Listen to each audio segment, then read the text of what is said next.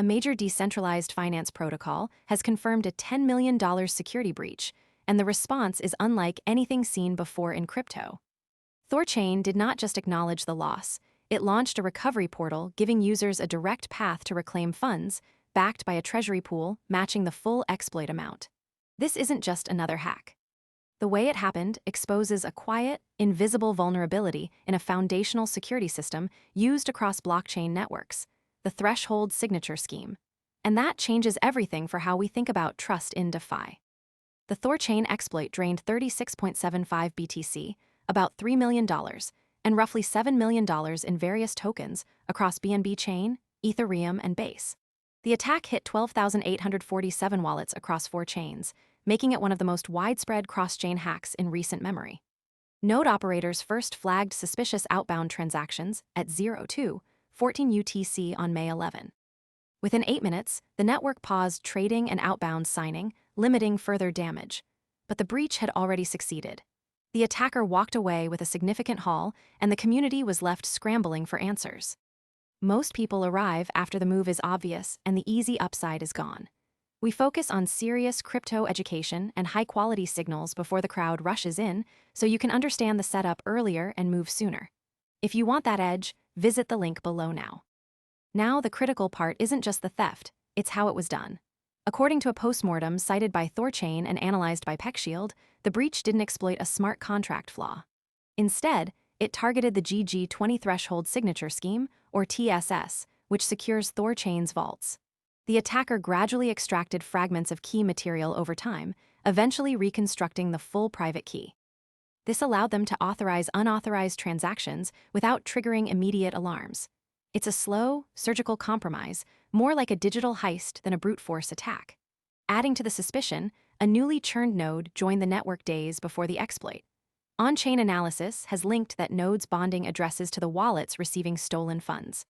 This suggests the attacker may have gained privileged access by joining the validator set, raising serious questions about node onboarding and network integrity.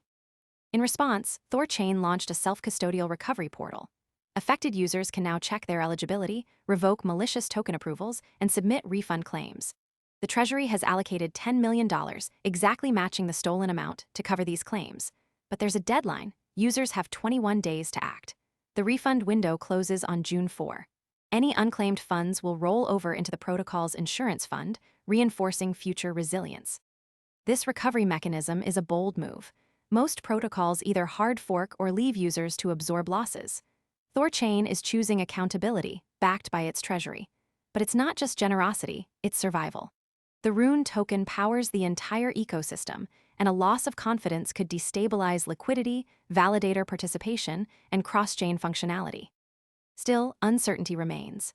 The Treasury is working with outrider analytics and law enforcement to track the attacker and recover funds. But blockchain forensics are only as good as off-chain cooperation.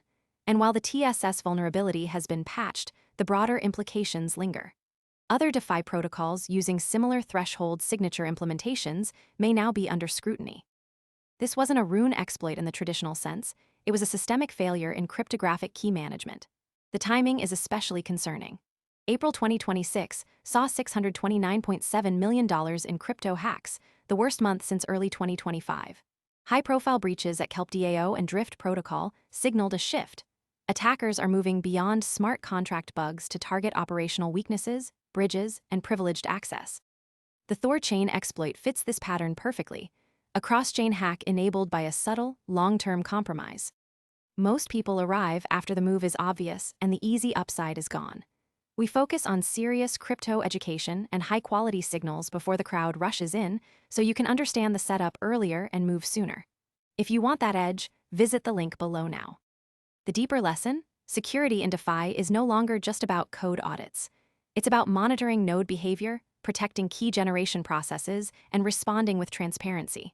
The recovery portal sets a new standard, but it also raises the bar. Users now expect protocols to not only secure funds, but to restore them when things go wrong. So what's next?